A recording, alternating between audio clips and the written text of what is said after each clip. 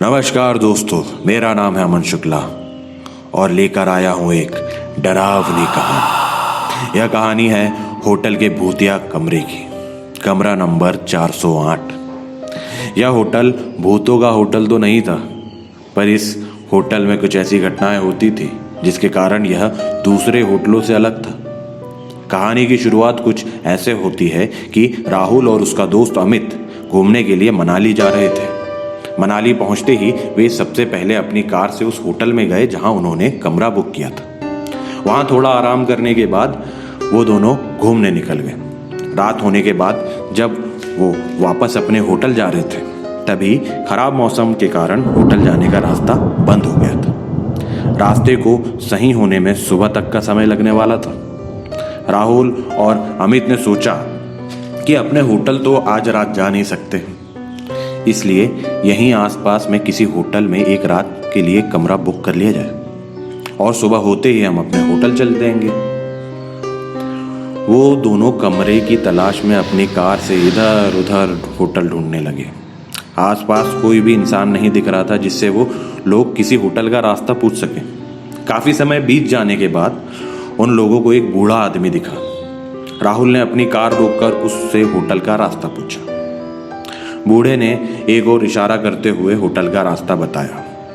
राहुल ने बूढ़े आदमी के बताए हुए रास्ते की तरफ अपनी कार ले ली। कुछ दूर चलने के बाद उन लोगों को एक होटल दिखाई दिया। राहुल और अमित ने चैन की सांस ली और होटल के अंदर चले गए। होटल के अंदर जाके उन्होंने काउंटर पर खड़े आदमी से रात भर रुकने के लिए कमरा मांगा। उस आदमी ने होटल के कुछ नियम बताए और एक कमरे की चाबी दे दी। राहुल और अमित अभी चाबी लेके कमरे की ओर चल दिए। चाबी पर कमरे का नंबर लिखा था, कमरा नंबर 408। राहुल और अमित चाबी लेके कमरे की ओर चल दिए। होटल में हर मंजिल पे चहल पहल थी। इन दोनों का कमरा चौथी मंजिल पे था। वो मंजिल बिल्कुल सुनसान थी। खैर, वो लोग इस बात पर ज्यादा ध्यान नहीं देते हैं, उन्हें तो बस यहाँ एक रात गुजारनी थी, इसलिए वो लोग अपने कमरे के अंदर चले गए। अंदर पहुंच के उन्होंने देखा कि ये उस कमरे में तो काफी धूल है। ऐसा लग रहा था जैसे कई सालों से वहां वो कमरा बंद पड़ा हो। वहां ना तो पीने का पानी था और ना ही नहाने का। राहुल ने वहां पे रखे फोन से होटल के स्टाफ को कॉल किया। कॉल किसी ने उठाया पर कुछ बोला तो नहीं। डरावनी सी हंसी के बाद कॉल कट गया। उसके तुरंत बाद ही वापस उसी फोन पे कॉल आया।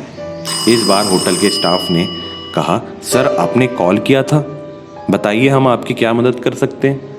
राहुल ने जवाब दिया, आपने हमें एक ऐसा कमरा दिया है, ना ही यहाँ पीने का पानी और ना ही नहाने का, चारों तरफ सिर्फ धूल ही धूल है। आप जल्दी से यहाँ आइए और ये सब सही करवाइए। स्टाफ के आदमी ने इस बात की माफी मांगी और कमरे का नंबर पूछा। राहुल ने जवाब दिया, कमरा नंबर 408। इतना सुनते ही स्टाफ का आदमी डर गया और डरते हुए राहुल से पूछा, सर आप उस कमरे में क्या कर रहे हैं। राहुल ने चिल्लाते हुए कहा, ये क्या मजाक चल रहा है, आप लोगों ने ही तो मुझे इस कमरे की चाबी दी थी।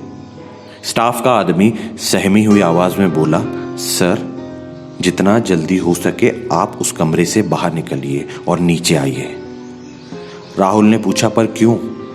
स्टाफ ने तुरंत जवाब दिया, सर सवाल बाद में कर लेना, लेकिन अभी आप वहां से बाहर निकल जाइए, वहां आपकी जान को खतरा है।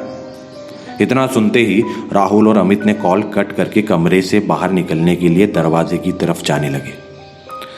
तभी किसी ने दरवाजा खटखटाया। राहुल ने पूछा, कौन है, पर बार बार पूछने पे भी कुछ आवाज नहीं आई। तभी उस रूम की लाइट चली गई। राहुल और अमित अब समझ गए थे कि ये भूत प्रेत का मामला है। वो दोनों काफी डर चुके थे। तभी बाहर से आवाज आई, सर आपने कॉल किया था सफाई और पानी के लिए, मैं वही ठीक करने आया।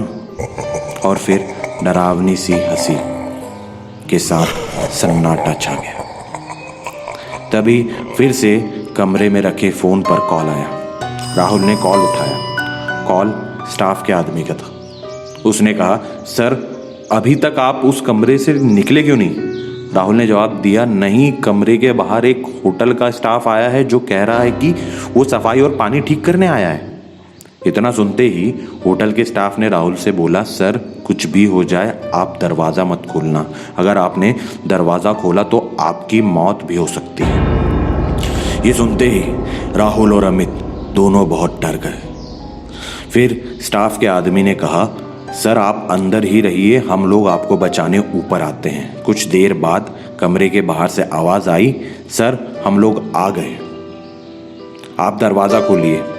साथ में कुछ और लोगों की भी आवाज़ आ रही थी, इसलिए राहुल और अमित ने दरवाज़ा खोल दिया। उन्होंने देखा सामने सच में होटल का स्टाफ ही था। दोनों ने चैन की सांस ली। फिर सभी लोग वहाँ से जल्दी नीचे आ गए। राहुल ने काउंटर पर देखा, पर वहाँ पर कोई दूसरा स्टाफ का आदमी बैठा था। जिसने राहुल को चाबी दी थी वो कहीं नहीं दिखा। ये सारी बातें राहुल ने वहाँ के लोगों को बताई। उन लोगों ने राहुल से कहा, सर आपको जिसने चाबी दी थी वो भी पहले इसी होटल में काम करता था, पर अचानक से एक दिन कमरा नंबर 408 में उसकी रहस्यमयी तरीके से मौत हो गई।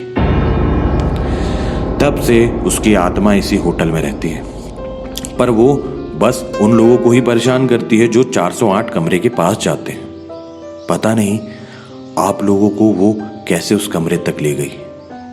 राहुल और अमित अब सारी बातें समझ चुके थे। जैसे तैसे उन्होंने वहां पर रात गुजारी और सुबह होते ही अपने होटल की ओर चल दिए। तो ये थी कहानी कमरा नंबर 408 की। अगर कहीं आप भी अगर मनाली या शिमला कहीं घूमने जा रहे हैं तो जिस भी होटल में रुक रहे हैं उसके बारे में पहले थोड़ी इंक्वायरी या रिसर्च कर ले। क्या पता इन आत्माओं का अगला शिकार आप ही क्यों ना हो। मेरा काम तो था बस समझाना। बाकी आगे ऐसी और भी डरावनी कहानियां लाता रहूंगा। अगर आपको ये कहानी पसंद आई हो तो हमारा चैनल सब्सक्राइब करें, कहानी को लाइक करें और जितना हो सके शेयर कीजिए। आगे और भी नई कहानियां लेकर आऊंगा आप लोगों के लिए। मेरा नाम है अमन शुक्ला और लाता हूं डरावनी कहानियां।